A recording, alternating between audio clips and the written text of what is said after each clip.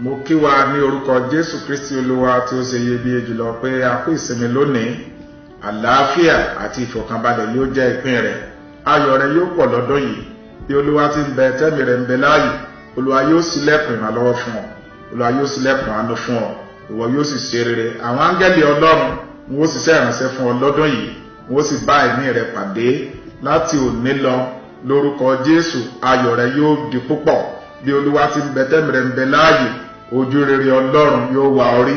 Láti òní lọ ìwọ ó ṣe àṣeyọrí, wàá ṣe àṣeyè. Ìjákulẹ̀ ó dópin nínú ayé rẹ̀. Gba ẹ̀mí àṣeyọrí àti ẹ̀mí títayọ lónìí ju àwọn ẹlẹgbẹ́ rẹ̀ lọ ní orúkọ ti Baba, ní ti Ọmọ àti ní ti Ẹ̀mí Mímọ́. Àmín. Ọ̀rọ̀ Ọlọ́run tí a ó kà lónìí ó wà nínú ìwé Sáàmù orin 121. Èmi ó gbé ojú mi sórí òkè wọn ni, níbo ni ìrànlọ́wọ́ mi yóò àti wá? Ìrànlọ́wọ́ mi yóò ti ọwọ́ Olúwa wá tí ó dá ọ̀run ayé. Òun kì yóò jẹ́ kí ẹsẹ̀ rẹ kí ó yẹ̀. Ẹni tí pa ọ́ mọ́ kì yóò tòògbé. Kíyèsí, ẹni tí ń pa Ísírẹ́lì mọ́ kì í tòògbé, bẹ́ẹ̀ ni kì í sùn. Olúwa ni olùpamọ́ rẹ, Olúwa ni òjìji rẹ ní ọwọ́ ọ̀tún rẹ. Òòrùn kì yóò pa ọ́ nígbà ọ̀sán tàbí òṣùpá nígbà òru. Olúwa yóò pa ọ́ mọ́ kúrò nínú ibi gbogbo. Yóò pa ọkàn rẹ mọ́. Olúwa yóò pa àlọ àti àbọ̀ rẹ mọ́ láti ìgbà yìí lọ àti títí láéláé. Àmín. Ọlọ́run ayérayé, à ń lọ nínú ọ̀rọ̀ rẹ, wá bá wa sọ̀rọ̀. Fún wa ní etígbà àti àyà ìgbàṣe. Ọ̀rọ̀ rẹ wọ̀nyí tí ó rán sí wa jẹ́ kó ṣiṣẹ́ ìmúláradá, kó ṣiṣẹ́ ìgbàlà, kó ṣiṣẹ́ àlàáfíà, kó ṣiṣẹ́ ìṣẹ́gun nínú ayé wa. Gbogbo etí tó ń gbọ́ ọ̀rọ̀ yìí ẹ ó yè, ẹ ó di alábùkún fún, bẹ́ẹ̀ ni yóò rí ní orúkọ ńlá àti Jésù Kristi Olúwa wa. Àmín. Orí ọ̀rọ̀ tí a kíyèsí lónìí ó ní ìrànlọ́wọ́ láti òkè wá. Ìrànlọ́wọ́ láti òkè wá. Ìrànlọ́wọ́ láti òkè wá ó jẹ́ ìrànlọ́wọ́ tí ẹnikẹ́ni ò lè dá dúró lábẹ́ ìṣàkóso bó ti wù kó rí. Ìrànlọ́wọ́ láti òkè wá ó jẹ́ ìrànlọ́wọ́ èyí tí kìí dàpọ̀ mọ́ ìbìnújẹ́, tí kìí dàpọ̀ mọ́ ẹkún tàbí ìrora. Ìrànlọ́wọ́ láti òkè wá ó jẹ́ èyí tó lè mú ọ jẹ́ ẹni àmì àti ìyanu nínú ìran rẹ, nínú ìrìn àjò ayé rẹ. Ìrànlọ́wọ́ láti òkè wá ó ní yóò mú kí àwọn ọ̀tá rẹ kí wọ́n rẹ̀wẹ̀sì. Ìrànlọ́wọ́ láti òkè wá yóò mú kí àwọn ọ̀tá rẹ kí ọ̀rọ̀ wọn kó dàrú, kí èdè wọn kó dàrú. Bẹ́ẹ̀ ni ìrànlọ́wọ́ láti òkè wá ó jẹ́ èyí tí yóò gbà kúrò ní ìtìjú àti ẹ̀gàn. Ìrànlọ́wọ́ láti òkè wá ó jẹ́ èyí tó ń fúnni ní ìṣẹ́gun nípa ohun tí agbára èèyàn ká láti ṣe. Ṣùgbọ́n ìrànlọ́wọ́ Ọlọ́run látòkè wá yóò fi ìṣẹ́gun fún ọ. Ìrànlọ́wọ́ yìí ó ní kì í kùnà. Ìrànlọ́wọ́ yìí òun ló mú ìpadàbọ̀sípò wá. Ìrànlọ́wọ́ yìí ló mú ìmúpadàbọ̀sípò wá.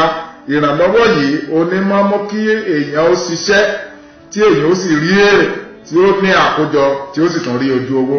Ìrànlọ́wọ́ yìí ó ní máa múyàn kúrò ní gbèdéke ojú kan náà, tí sì múyàn kúrò ní gbèdéke ìdádúró tó múyàn tẹ̀síwájú nínú ìrìn àjò ayé rẹ̀. Ìrànlọ́wọ́ láti òkè wá ó jẹ́ èyí tí ó mú ọ̀pọ̀ wá ní àkókò àìní. Ó jẹ́ èyí tí ó máa ń múni tayọ nínú ìrìn àjò ayé èèyàn, èyí tó máa ń mú kí ìgbé ayé tó ti gbẹ, ìgbé ayé tí ò léso kó di eléso. Ké hallelujah. Ará olùfẹ́, mo fẹ́ rọ̀ lónìí pé kí o ṣíwọ́ bíbéèrè fún ìrànlọ́wọ́ níbi tí kò sí ìrànlọ́wọ́. Má sì lọ sí ibi tí kò sí ìrànlọ́wọ́ mọ́, torí pé asán ò ní ìrànlọ́wọ́ ènìyàn. Ìwé orin Sáàmù tí a ti kà, Psalm 121, ó ń sọ fún wa pé a lè gbẹ́kẹ̀lé Ọlọ́run fún ìrànlọ́wọ́ nínú ìrìn àjò ayé wa, pé a ní ìrètí àti ìdánilójú pé Ọlọ́run yìí yóò pa wá mọ́ nígbà gbogbo, lọ́sàn-án àti ní òru. Kìí ṣe pé Ọlọ́run nìkan ló dá òkè nìkan, ṣùgbọ́n ló dá ayé àti ọ̀run. Ohun gbogbo ó wà ní ìkáwọ́ rẹ̀. Nítorí náà ká mọ́ sí lọ sí ọ̀dọ̀ àwọn Ọlọ́run tí ò tó Ọlọ́run láti béèrè fún ìrànlọ́wọ́, torí pé Ọlọ́run ní agbára láti ṣe ohun gbogbo nínú ayé wa.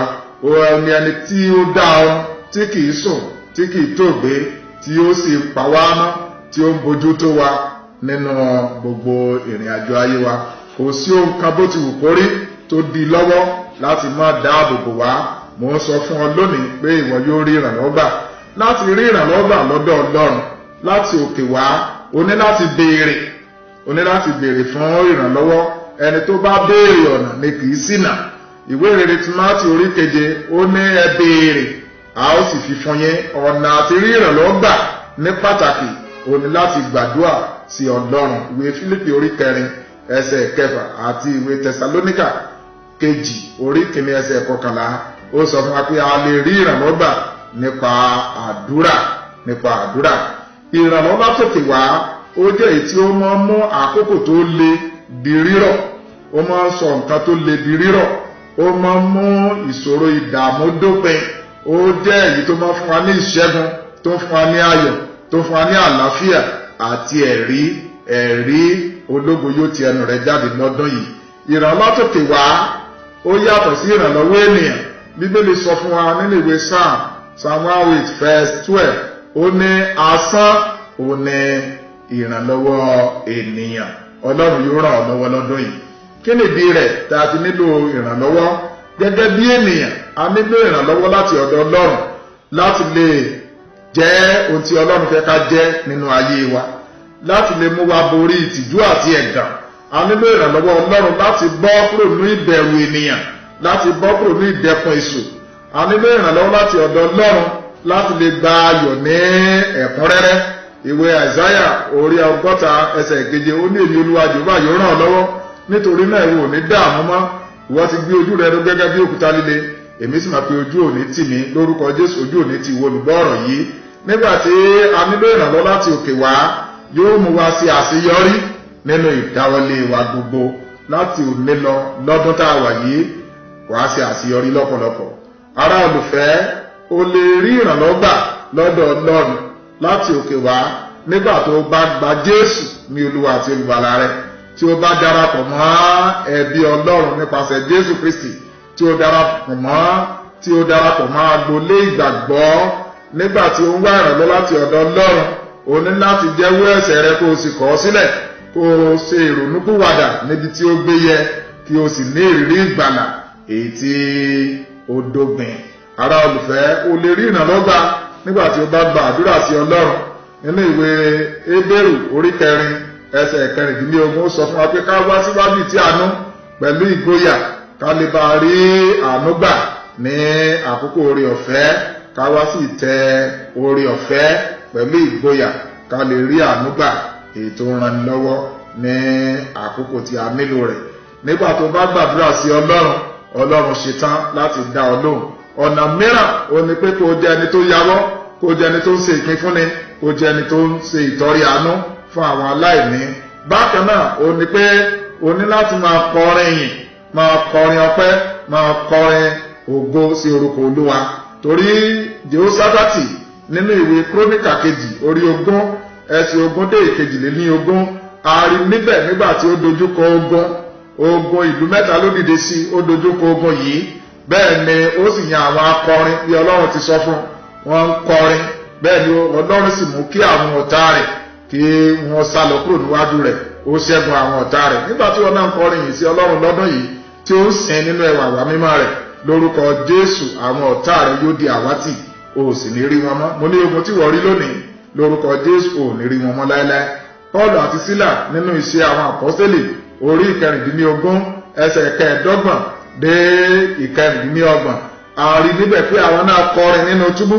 Nígbà tí a tì wọ́n sínú ẹ̀wọ̀n sínú túbú, wọ́n bẹ̀rẹ̀ sí kọrin mímọ́ sí Ọlọ́run, wọ́n bẹ̀rẹ̀ sí kọrin ìyìn sí Ọlọ́run. Bẹ́ẹ̀ ni ìdè wọn já, ilẹ̀kùn túbú ṣí sílẹ̀, wọ́n sì di òmìnira.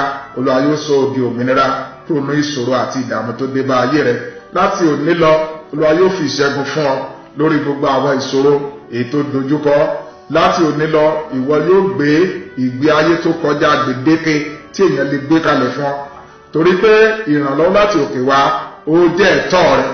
Ìrànlọ́wọ́ láti òkè wá ó jẹ́ ìní rẹ, èyí tí o ní láti gbà ní ọ̀dọ̀ Ọlọ́run. Tó bá fẹ́ gba ìní yìí, wá sí ọ̀dọ̀ Jésù Olúwa lónìí. Fi ayé rẹ fún, fi ọkàn rẹ fún, yọ̀ǹda ayé rẹ pátápátá. Má ṣe fi àkókò dọ̀ọ̀la. Kọ́ láti sìn, kọ́ láti tẹ̀lé, kọ́ láti gbọ́ràn sí lẹ́nu. Mo sì sọ fún ọ pẹ̀lú ìdánilójú pé ní ọdún yìí ìrànlọ́wọ́ bẹ fún ọ. lórúkọ Jésù ẹ̀rí rẹ yóò pọ̀ ní orúkọ ti bàbá, ní ti ọmọ àti ní ti ẹ̀mí mímọ́. Àmín. Jẹ́ kí a gbàdúrà. Mo sọ àsọtẹ́lẹ̀ yìí sínú ayé rẹ lónìí pé láti òní lọ àwọn ìbùkún tí Ọlọ́run ti pèsè sílẹ̀ fún ayé rẹ yóò tẹ̀ ọ́ lọ́wọ́. Ẹni tí Ọlọ́run ti yàn láti ràn ọ́ lọ́wọ́ níbikíbi tó bá wà, Olúwa yóò mú yín pàdé. Ìrànlọ́wọ́ tí ẹnikẹ́ni ò lè takò, tẹ́nikẹ́ni ò lè rí díẹ̀, ọ̀yá gbà lónìí. Mo ní lórúkọ Jésù àwọn ọ̀run yóò ràn ọ́ lọ́wọ́. Gbà tó bá jáde wàá rí ìrànlọ́wọ́ gbà, gbà tó bá wọlé wàá rí ìrànlọ́wọ́ gbà. Láti òní lọ ìwọ di aṣẹ́gun. Ogun ayé kan kò ní borí rẹ, ogun ènìyàn ò ní borí rẹ. Nínú ìrìn àjò rẹ láyé wàá ṣe àṣeyọrí, yóò dára fún ọ, bẹ́ẹ̀ ni yóò rí ní orúkọ ti Jésù Kristi Olúwa wa. Àmín. Praise God.